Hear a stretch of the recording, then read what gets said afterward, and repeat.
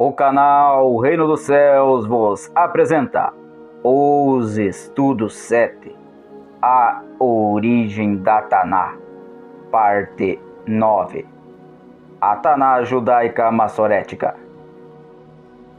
Como vimos em nossos estudos anteriores, desde Eber até o começo da monarquia de Asharal com Shaul, a língua ou idioma semítico falado por este longo período era o Everit Archaic. Isto desde Eber, passando por Abraham, Yitzhak, Yaakov, Moshe, Yehoshua, Samuel, Shaul e David. Isso mesmo, David também falava e escrevia em hebraico arcaico. Isto aconteceu até o seu reinado, quando por algumas mudanças que ele fizera desagradou a maior parte das tribos de seu reinado. Mudanças essas como a mudança da capital de Asharal, que era em Gibeá, nas terras de Benjamim, da qual pertencia Shaul, o primeiro rei de Asharal, para Jerusalém, no centro das terras de Yahudá, sua tribo, sendo este ato como uma completa afronta ao que se havia acordado entre todas as tribos, como se fosse um roubo de trono feito pelos Yahudim, judeus, contra os benjamitas. Como essa mudança de capital desagradou a muitas tribos, e muitas delas ficaram a favor da descendência de Shaul, através de Ishboshete, seu filho mais caçula, sendo que no primeiro momento apenas os levitas, ficaram do lado dos Yahudim, judeus. Os Yahudim judeus se declararam Yahudim, judeus, e não mais Yasharelitas. Então, como forma para diferenciar os reinos, David cria, através da Magen David, uma nova forma de escrita do hebraico, ou evoluindo para o Everit Leumi, hebraico nacional, que sofreria mudanças consideráveis e, por que não dizer, radical na forma das letras. Porém, como houveram outras mudanças, o rompimento de Asharal entre o reino do norte e do sul foi também radical, pois que as tribos do reino do norte abominaram a mudança de culto como lugar sagrado feita por Salomão, que construiu um templo ao Criador sobre o Har Moriá, Monte Moriá, em Jerusalém, trocando o lugar de adoração que era no Har Gerizim, Monte Gerizim, declarado e ordenado por Moisés. Desta forma, essa separação virou radical e os dois reinos passaram a se odiar, declarando um ao outro como traidores profanos. Você vai ver isso ainda presente nos dias de Yeshua Jesus, principalmente com a conversa entre Yeshua Jesus e a mulher Shumeronite, samaritana. Mas antes disso ainda houve um exílio para todos eles feito pelos babilônicos, onde houveram muitas outras mudanças significativas, entre elas o surgimento de um novo idioma para Yasharal, agora conhecidos como Yahudim, judeus, que passaram a falar e a escrever o híbrido aramaico, uma mescla de idioma entre os filhos dos arameus com os filhos dos hebreus, oficializando assim o aramite, aramish mais ivrit, como a língua dos Yahudim babilonianos, judeus babilônicos. Esta troca de idioma para o aramaico mudou muito a forma de vocalizar e escrever as coisas. Veja esses exemplos principais: de Yahudá para Yehudá, Yahudim para Yehudim, Yarushalayim para Jerusalém, Yasharal para Israel e Yahua para Yehoá. Por essas questões e pelo medo de que as pessoas chamassem o Criador pelo nome errado, foi que os Yahudim passaram a esconder e não mais pronunciar o nome do Eterno. E para que o nome do Criador ficasse escondido, foi que os massoretas usaram os sinais vocálicos para fazer com que o nome do Eterno fosse sonorizado e chamado por outra maneira. Vejamos a formação concatenada dos falsos nomes de Yehová e Yahvé a partir dos massoréticos de Adonai e Hashem. Veja que no tetragrama acima, no nome de Yehová, é usado os sinais vocálicos das vogais que se é usado na palavra Adonai, que seriam as vogais E, O, A, ficando então Yehová. Já no caso abaixo do tetragrama de Yahvé, é usado as vogais da palavra Hashem, que seriam as vogais A, E, ficando então Yahvé. Perceba a repetição das vogais da palavra à sua direita, Adonai, para o tetragrama à sua esquerda de Yehová. Mas ao saírem do cativeiro neobabilônico e voltando para suas terras, principalmente a Jerusalém, através de Nehemia, Esra, Hadassa e Ciro, os Yahudim, Massorete, judeus tradicionais, vão tentar voltar à tradição antiga, e para isso então eles criam um grupo chamado de Massoretim, tentando manter a Messorá, tradição de Yasharal. Com isso, os Yahudim Massorete criaram uma escola situada em Jerusalém para se preservar a tradição. Uma das ideias era voltar ao Ivrit Classic, hebraico clássico, mas o aramaico resistiu. Então os Massorete criaram mais duas escolas para se fortificar, uma em Tiberíades, e outra na própria Neibabel, Neobabilônia, onde o aramaico era muito forte, porque nem todos os Yehudim judeus voltaram embora. Cânon da Taná clássica. Seu cânon é baseado no cânon clássico rabino, o qual dá origem aos códices massorético-tiberiano, incluindo o Códice de Alepo e o Códice de Leningrado, que seria Bereshit, Shemot, Vaikra, Bamidbar, Devarim, Yehoshua, Shoftim, Shemuel, Melahim, Yeshayahu, Yirmiyahu, Yesheskel, Treiassar, Divrei Hayamim, Tehelim, Iob, Mishlei, Hut, Shir Hashirim, Kohelet, Eira, Esther, Daniel e Esra. Para lhes explicar o surgimento da Taná Massoreta, primeiro precisamos que vocês entendam que o termo Massoreta, usado no português, refere-se ao equivalentemente às palavras Messorot e ou Massorete, que significam tradicional. Palavra esta que dá origem a outra palavra no hebraico chamada Massoretim, que significa tradicionais, mas que pode também aparecer no hebraico desta forma como Massoretim, numa espécie de plural do plural, que significa tradicionais dos tradicionais, referindo-se às 3 escolas tradicionais. Justamente por esse motivo que as palavras Massoretim e Massorete, que no hebraico significa tradicional, ambas se derivam da palavra Massorá, que provém na língua hebraica de Messorá, que significa tradição. Portanto, Massoreta era alguém que tinha por missão a guarda da tradição. Sendo que a palavra Messorot, Massoretas, a palavra Massoretit, Massoréticos, e a palavra Beli Massorá, Massoréticos, podem também aparecerem por aí e assim usadas no português ou até mesmo no inglês através dessas formas: Massoret, Massoretes e Massoretic. Portanto, os Massorot, Massoretas tradicionais ou Massorete, Massoréticos tradicionalistas, ou ainda Massoretim, Massoréticos em plural dual, tradicionalistas, eram escribas judeus que se dedicaram a preservar e cuidar das escrituras que atualmente constituem o Antigo Testamento, sendo que este termo, Massorot, muitas vezes também é usado para se referir aos comentadores hebraicos dos textos sagrados. O surgimento da Taná Massoreta. Com o alicerçamento dos Yahudim, judeus, no aramaico, e o surgimento da Taná copiada para o aramaico, surge então a Taná aramaica. E quando logo em seguida houve a primeira tradução da Taná para fora do hebraico, feita na língua grega para os gregos, os siríacos não aceitaram e encomendaram a sua versão no aramaico siríaco, e os massoretas precisaram dar um jeito na sua.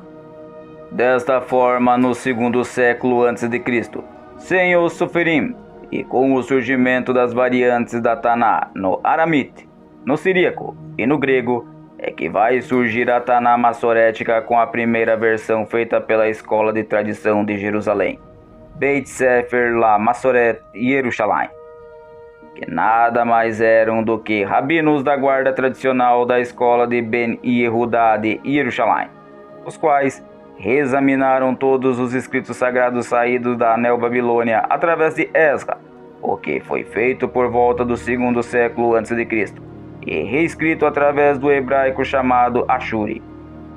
O Ashuri teria sido a língua adotada pelos judeus após o retorno da Babilônia, derivada do aramaico, possuindo um alfabeto quadrado por causa. Com a adoção da língua aramaica também o antigo hebraico passou a ser escrito com este alfabeto, o mesmo que se utiliza desde então até nossos dias no hebraico moderno. A adoção da escrita hebraica com os caracteres aramaicos é atribuída a Esra, o escriba. Aqui a tradição dos escritos Kadoshim se mantiveram no hebraico clássico. Porém, passado um tempo e novas gerações de massoretas, surge para eles a necessidade de se fazer uma nova forma de vocalização para uma correta pronúncia, para que não se perdesse a suposta fonética do idioma, uma vez que a escrita hebraica era toda consonantal. De acordo com Menahem Cohen, essas escolas massoréticas desenvolveram tanto prestígio pela precisão e controle de erros de suas técnicas de cópia, que seus textos estabeleceram uma autoridade acima de todas as outras. As diferenças permaneceram, às vezes, reforçadas por diferenças locais sistemáticas na pronúncia e na cantilação, com cada localidade seguindo a tradição de sua escola, a qual cada uma tinha o seu próprio padrão de códice para que fosse usado em seus rituais de leitura. Na Babilônia, a escola de Sura era diferente da de Nehardea, e diferenças semelhantes existiam nas escolas da terra de Israel, em comparação com as de Tiberíades, que em tempos do futuro se tornaria cada vez mais o principal controle do centro de ensino. Nesse período, a tradição viva cessou e os massoretas, na preparação de seus códices, geralmente seguiam uma ou outra escola, examinando, entretanto, os códices padrão de outras escolas e observando suas diferenças. E é desta maneira então que surgiu um sistema vocálico para poder sinalizar as vogais de cada consoante, o qual ficou conhecido como hebraico massorético por causa dos massoretas. O problema é que este hebraico massorético manteve a pronúncia vocálica do aramaico, mesclado com o ashuri, se tornando mais uma variante do hebraico, vindo a ser um hebraico aramaico, num estilo de escrita quadrática, que serviu de base para o que conhecemos hoje como hebraico moderno, que é um hebraico aramaico, ou hebraico massorético. Sendo daí então que uma das escolas de tradição judaica chamada de Tiberíades troca o sistema Abjad, que era um sistema totalmente consonantal, para um sistema híbrido consonantal vocálico, mas que prosseguiu no estilo quadrático. Isto aconteceu por volta do 6º século depois de Cristo, quando um grupo de escribas judeus da escola Massorá de Tiberíades, os quais são hoje conhecidos como os massoretas, transcreveram toda a Taná Massoré de Yerushalayim para o seu criado sistema vocálico de vogais, e o resultado desse trabalho ficou conhecido posteriormente como texto massorético. As escolas massoréticas que fizeram esse ajuste foram duas escolas familiares de Tiberíades, sendo elas a escola de Ben Naphtali e a escola de Ben Asher, as quais em conjunto produziram a primeira Taná massorética. Cânon da Taná clássica. Seu cânon é baseado no cânon clássico rabino, o qual dá origem aos códices massorético-tiberianos, incluindo o códice de Alepo e o códice de Leningrado, só que desta vez com o sistema vocálico de pontuação. Sendo ele Bereshit, Shemu, Vaikra, Bamidbar, Devarim, Yehoshua, Shoftim, Shemuel, Melahim, Yeshayahu, Irmiyahu, Yesheskel, Treiassar, Divrei, Hayamim, Tehilim, Yov, Mishlei, Ruth, Shir Hashirim, Kohelet, Eihá, Esther, Daniel e Esra. Esta primeira versão massorética perdurou por muitos e muitos anos, alcançando finalmente predominância por meio da reputação dos maçoretas, pelas escolas de escribas e pelos estudiosos da Torá que trabalharam entre os séculos 7 e 11, baseados principalmente nas cidades de Tiberíades, Jerusalém e na Babilônia, sob os califados Rashidun, Umayyada e Abássidas. Mas depois do século XI, a pronúncia maçorética acabou sendo dividida em três: a sefárdica, a askenazi e a iemita. Apesar de mínimas, mas existem sim diferenças semânticas bem perceptíveis quando estes são pronunciados em voz alta. E isto é uma prova cabal de que mesmo na Messorá, tradição judaica, há erros quanto à vocalização do idioma, do qual deveria se proceder do arcaico ou no mínimo do hebraico clássico, mas nunca do maçorético e menos ainda do aramaico. Principalmente quando surge o hebraico askenazi, por volta do século XII d.C., o qual era um hebraico novamente fundido, mas agora com a língua germânica, sendo esta uma língua judaica ocidental. E quando surge o hebraico Yiddish, por volta do século XVIII d.C., o qual veio a ser um hebraico fundido com o russo, esta passou a ser uma língua judaica oriental. Porém, a versão mais recente do hebraico surgiu em 1947, após a Segunda Guerra Mundial e a saída dos britânicos. Ali a Organização das Nações Unidas, a ONU, criou um plano de partilha do território palestino entre árabes e judeus. E com o retorno dos judeus para casa, agora como nação de fato, novamente o hebraico sofreu uma mescla, agora fundido com o inglês dos Estados Unidos da América, o qual veio a ser chamado de hebresh, hebraico mais inglês, ou então de hebraico moderno. Com isso podemos classificar e resumir a história da Massorá em três períodos diferentes. Primeiro, período criativo, desde o seu início até a introdução dos sinais vocálicos em 700. Segundo, período reprodutivo, desde a introdução dos sinais vocálicos até a impressão da Massorá, em 1525. Terceiro, período crítico, de 1525 até a atualidade.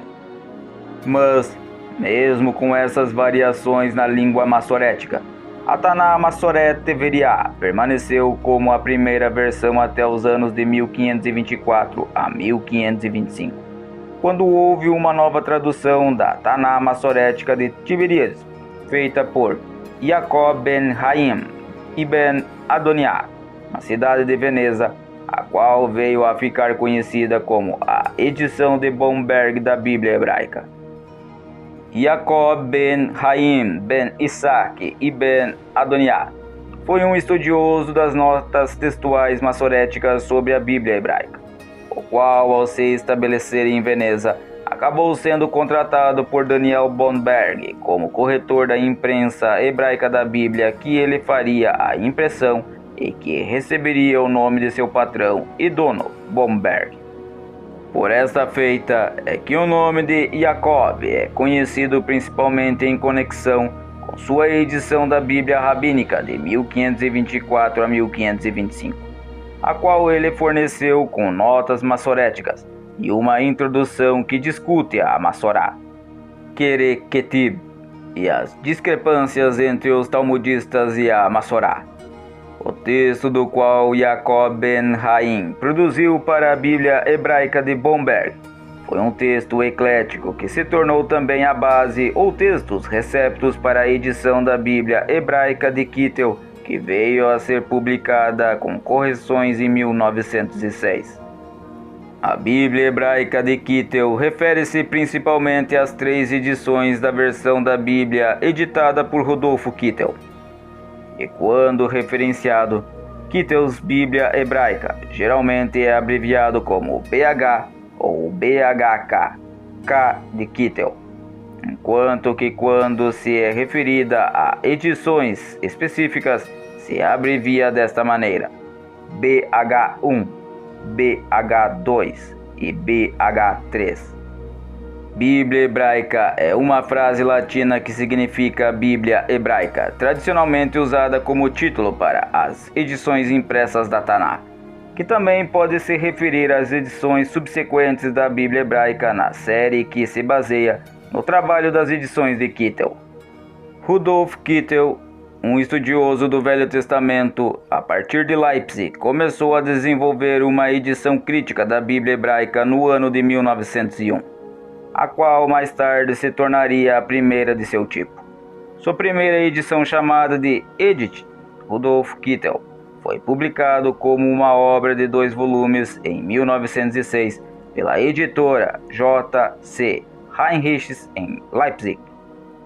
Como base textual para sua edição, ele reproduziu o texto hebraico encontrado no Mikraot Gedolot, também citado como Bomberg ou Bombergiana, a Bíblia rabínica de Jacob ben Haim ibn Adoniah, impresso por Daniel Bomberg dentro de Veneza em 1524 a 1525, que foi geralmente aceito como o texto hebraico representativo por séculos até aquele ponto. Kittel imprimiu o texto com o hebraico consoantes, vogais Nikud e cantillation, marcas encontradas na Bíblia Bomberg, embora suas edições não incluam notas massoréticas, enquanto a edição Bomberg sim. A segunda edição do Kittel's Bíblia Hebraica apareceu em 1913. As diferenças entre ele e o primeiro são pequenas, exceto uma lista de erros no segundo. Foi reimpresso várias vezes. Em 1921, a Sociedade Bíblica Württemberg comprou os direitos do Kittel Bíblia Hebraica de J.C. Heinrichs e, junto com outras reimpressões da edição existente, as abordagens para uma terceira edição foram planejadas de 1925 em diante. A terceira edição tinha um texto hebraico ligeiramente diferente e notas de rodapé completamente revisadas. Pela primeira vez, uma Bíblia reproduziu o texto do Leningrado Codex do ano de 1008, uma vez que foi, e ainda é, o manuscrito existente mais antigo de toda a Bíblia hebraica. A ideia de usar esse códex é acreditada a Paul Cal, que descobriu sua importância. A BH3 reproduz o texto massorético do códex com exatidão, sem qualquer edição. Em sua abordagem para reproduzir o Leningrado Codex, também apresentou pela primeira vez o notas massoréticas encontrado nas margens esquerda e direita do códex, os chamados Massorá Parva, embora sem quaisquer explicações para isso. Essas notas marginais foram de grande importância para os editores das edições subsequentes. A BHS começou a redigir o Massorá Parva e também para implementar referências às notas na parte superior e inferior da página, o chamado Massorá Magna. A BH3 apareceu por partes, de 1929 a 1937, com a primeira edição de um volume em 1937. Foi reimpresso muitas vezes, com as edições posteriores gravando variantes no livro de Isaías e Abacuque, de Pergaminhos do Mar Morto. Algumas das referências no aparato textual referem-se a manuscritos que não existem mais devido ao bombardeio de Leipzig durante a Segunda Guerra Mundial.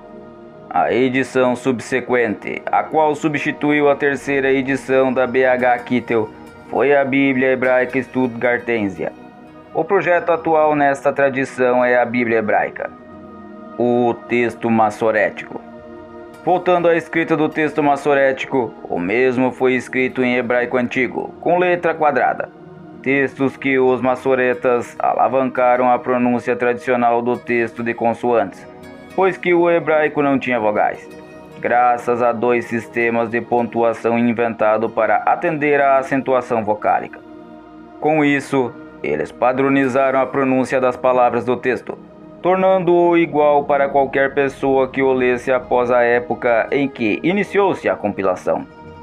Nessa época, o hebraico já não era um idioma falado no cotidiano há quase um milênio, e havia, principalmente por parte da comunidade hebraica, muita dificuldade em pronunciá-lo corretamente, conforme a pronúncia original. conforme os textos eram copiados, surgiam variações conforme escolas escribais. O resultado foi que diversas famílias de manuscritos surgiram.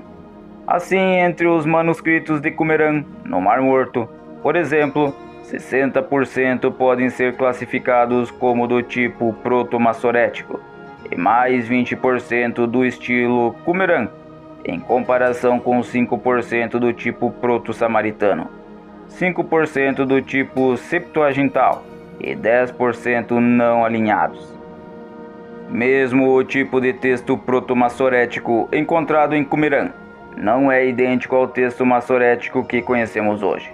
Somente em casos muito raros pode-se dizer que os escribas de Qumran copiaram de uma base consonantal próxima ao texto massorético em uso hoje. Na maioria dos casos, a semelhança entre os textos de Qumran e o texto massorético está nas linhas gerais, demonstrando que os escribas de Qumran não tinham a noção de um texto ideal. Por exemplo, o manuscrito de Isaías, 1QLSB, representa o tipo de texto proto-massorético. No entanto, há 248 divergências com o texto massorético, se comparado com o Códice de Leningrado.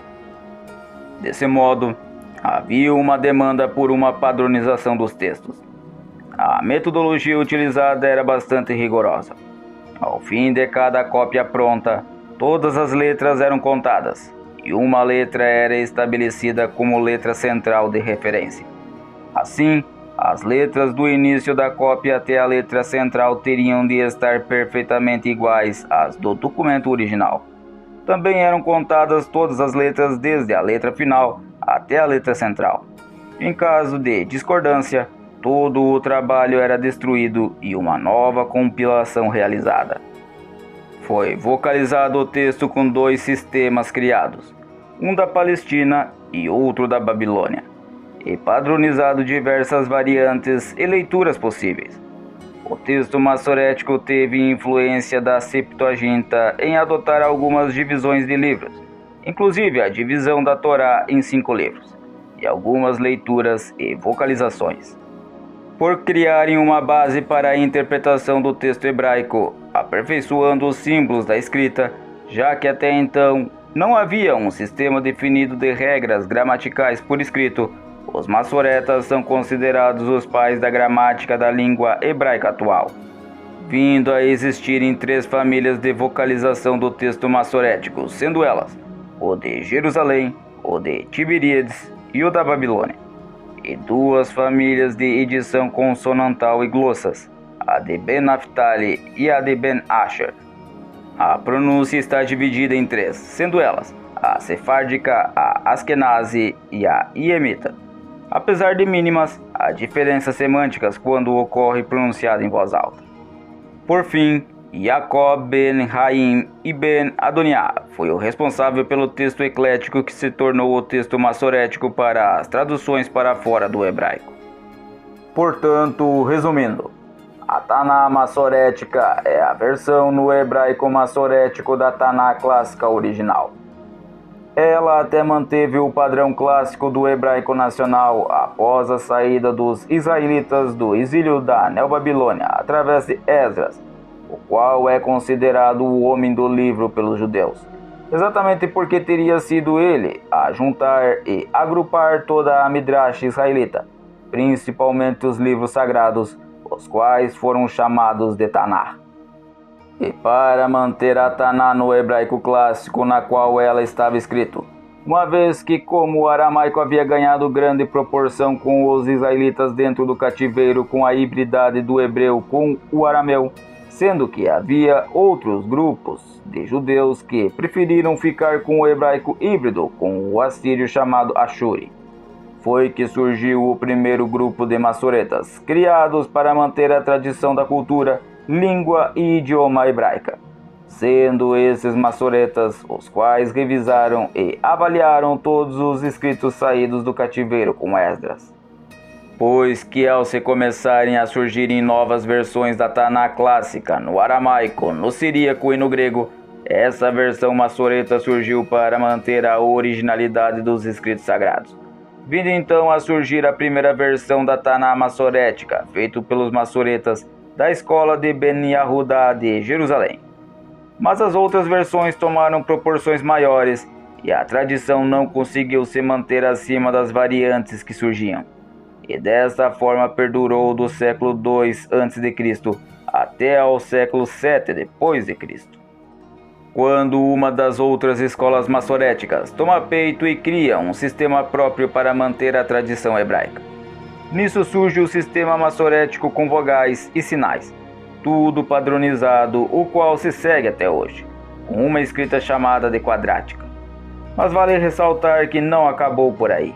O próprio hebraico massoreta passou por mudanças no século XII, XVI, XIX e XX. Mudanças essas indiretas, mas que mudaram o que chamamos hoje de hebraico moderno. Por hoje encerramos aqui. No próximo estudo estaremos vendo o estudo 7.10 sobre a Taná israelita samaritana. Que Deus lhe abençoe. Ministério Filhos de Deus, a remanescência. Shalom, Ulritraot.